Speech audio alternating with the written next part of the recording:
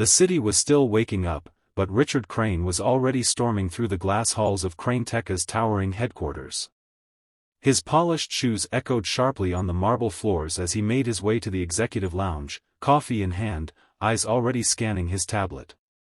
He didn't like delays, didn't tolerate excuses, and above all, couldn't stand inefficiency. So when he saw a cleaner, still mopping the far corner of the lounge well past her designated shift, he stopped cold. Her back was turned, shoulders hunched in quiet labor, unaware of his presence. He checked his watch. 6:08 a.m. Unacceptable. He turned to his assistant with a wave of irritation. Get her supervisor. We're done here, he snapped. She's been warned before. His assistant hesitated. Sir, I believe she. I said now, Richard interrupted. The assistant stepped out, returning moments later with the janitor's emergency contact already dialed. She has a daughter listed. No answer from the mother. Richard barely looked up as the call rang. He was already moving on to the next item on his agenda. Then, the screen lit up, and a small, sleepy face appeared.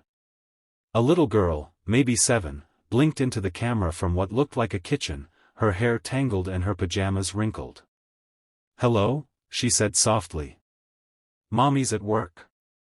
Is she okay? Richard froze, caught off guard. Something in her voice, in the innocence of it, made the morning still. The hallway, his coffee, his plans, everything stopped. The little girl on the screen looked directly at Richard, her brown eyes wide and unblinking. Is Mommy in trouble? She asked. Her voice was soft, but it carried a weight that silenced the room. Richard, momentarily lost for words, stared at her through the screen. Behind her, a modest kitchen came into view, faded wallpaper, a cereal box half-tipped on the counter, a chair with a missing leg propped against the wall. It was a world far from the gleaming floors and executive leather he was used to. No, she's not, he finally said, his voice quieter than usual. The girl gave a little nod, as if trying to believe him. She had to go to work really early, she said. She didn't get to say goodbye today. Richard swallowed. I see.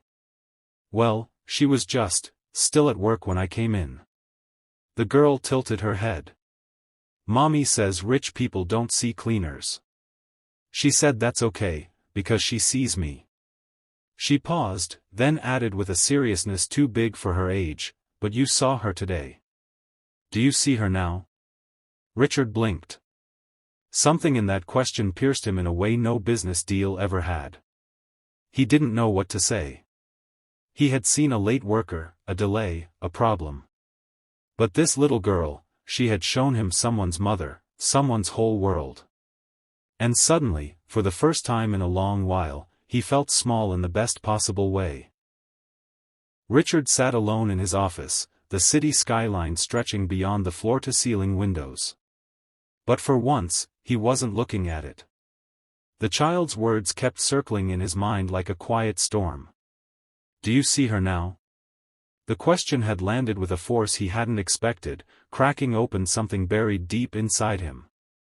He leaned back in his chair, eyes drifting to an old photo tucked behind awards and plaques on his shelf. A woman in a waitress uniform smiled beside a much younger version of himself. His mother. She had worked 2 jobs, cleaned motel rooms, and still found time to pack his school lunches and remind him he was meant for more. He remembered how he used to hide her uniform jacket when friends came over, ashamed of the smell of bleach and worn fabric. And how she would hug him anyway, whispering that kindness and hard work were worth more than money. He had promised himself back then that he would make it, so she'd never have to scrub another floor. And he had. But somewhere along the way, he'd stopped seeing the people who still did. A sharp ache formed in his chest. Not guilt exactly, but something older, remorse, maybe. For forgetting where he came from. For becoming blind to the very people his mother once stood beside. For the first time in years, Richard closed his laptop. Not out of defeat, but because something more important had just begun to wake up. The hallway of the apartment building smelled faintly of laundry and old paint. Richard hesitated in front of the door, holding a small bouquet of daisies and a paper bag filled with groceries. He looked oddly out of place in his tailored suit, uncertain for the first time in years. He knocked gently. The door creaked open, and the cleaner, Maria, stood there, still in her uniform, eyes widening in disbelief. Behind her, the same little girl peeked around her legs. "Mr. Crane?" Maria said, her voice a mix of confusion and fear. "Is something wrong?" "No," Richard said, clearing his throat. "Everything's right, actually. I came to say thank you. And I'm sorry." Maria's brows furrowed. "Sorry?" He stepped forward slowly, holding out the flowers. "Your daughter reminded me of something I forgot a long time ago. My mother was like you. She worked hard, quietly, and no one ever said thank you. I didn't realize I'd become one of those people."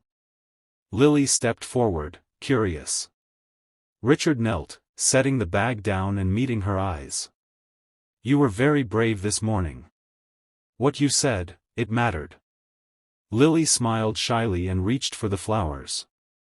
Maria stood still, stunned, tears forming in her eyes. Richard stood. "You won't be punished for doing your job. In fact, I want to make sure no one like you is ever overlooked again." It wasn't just an apology, it was a promise. And in that tiny apartment, something began to heal. 1 week later, the atmosphere at Crane Tech felt different, lighter, warmer. Employees gathered in the main atrium, curious about the sudden town hall meeting called by Richard Crane himself. It wasn't like him to address the staff in person, especially not the entire building, from interns to janitors. But today, he stood on the modest platform, without a suit jacket, without a script. "I want to tell you a story," he began, his voice steady but softer than usual. "Last week, I almost made a decision that would have been easy, but deeply wrong. And a little girl, with more wisdom than I had at her age, or even now, stopped me." He spoke of Maria, of Lily, of the early morning conversation that cracked something open in him. He admitted his blindness, his pride, and his responsibility. Then came the announcement, a new internal program called Lily's Light, dedicated to supporting the unseen heroes of the company: cleaners, cafeteria workers, security staff, those who built the foundation everyone else stood on. The program would provide childcare assistance, healthcare upgrades, recognition awards, and real paths to career growth. The crowd was silent at first, then the applause grew, slow and steady, until it echoed through the halls. Later that day, Maria walked the same executive lounge, mop in hand. But this time, people smiled. Nodded. Said hello. And far above, in his corner office, Richard Crane placed a small hand-drawn picture on his desk, Lily's crayon sketch of her mom, smiling beneath the words, "Thank you for seeing her."